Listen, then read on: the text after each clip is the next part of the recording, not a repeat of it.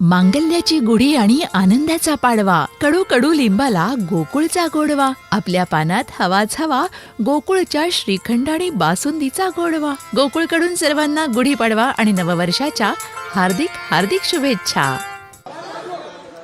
मी रामटेकचा उमेदवारी अर्ज भरायला देखील गेलो होतो. गडकरी साहेबांचा उमेदवारी अर्ज भरायला देखील आम्ही गेलो होतो.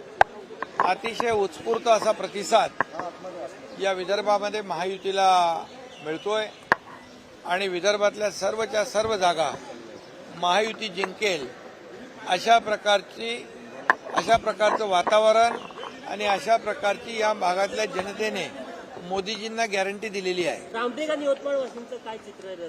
रामटेक, यवतमाळ, वाशिम हे दोन्ही मतदारसंघ मोठ्या फरकाने बहुमताने महायुती जिंकेल.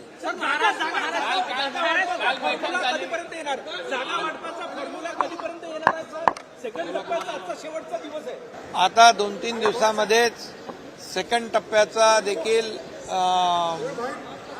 जो काही उमेदवारीच्या बाबतीमध्ये निर्णय आहे तोही होईल.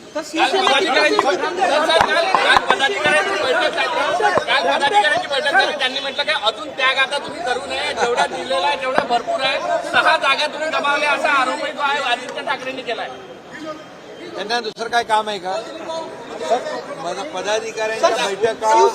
पदाधिकाऱ्यांच्या बैठका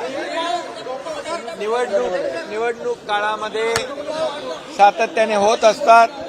आम्ही पदाधिकाऱ्यांना विश्वासात घेऊन ही निवडणूक लढवतोय, कारण शेवटी अगदी ग्रासरूट पर्यंत हे पदाधिकारी आणि कार्यकर्ते काम करत असतात. फक्त घरात बसून उंटावरून शेळ्या हाकता येत नाहीत. त्याला प्रत्यक्ष फील्डवर जावं लागतं आणि ते आम्ही काम करतोय. नेत्यासकट, मुख्यमंत्र्यासकट, उपमुख्यमंत्र्यासकट, सगळ्या मंत्र्यांसकट आणि सर्व कार्यकर्त्यांसकट आम्ही सर्व फील्डवर काम करणारे लोक आहोत, ग्रासरूटचे कार्यकर्ते आहोत. त्यामुळे आम्ही महायुतीला आज त्यांनी दुसऱ्याच्या घरात डोकावून पाहण्यापेक्षा स्वतःचं काय जळतंय ते पाहावं. आणि आज जे काय त्यांचं 3 महाविकास आघाडी 3 तिघाडाने काम बिघाडा अशा प्रकारची परिस्थिती निर्माण झालेली आहे.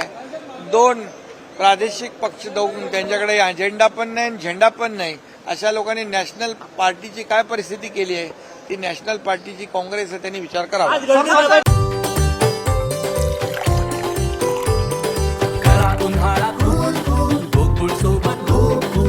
गोकुळ सोबत गोकुल. ताज्या घडामोडींसाठी आरके न्यूजच्या YouTube चॅनेलला सबस्क्राईब करा आणि बेल आयकॉनला क्लिक करायला विसरू नका.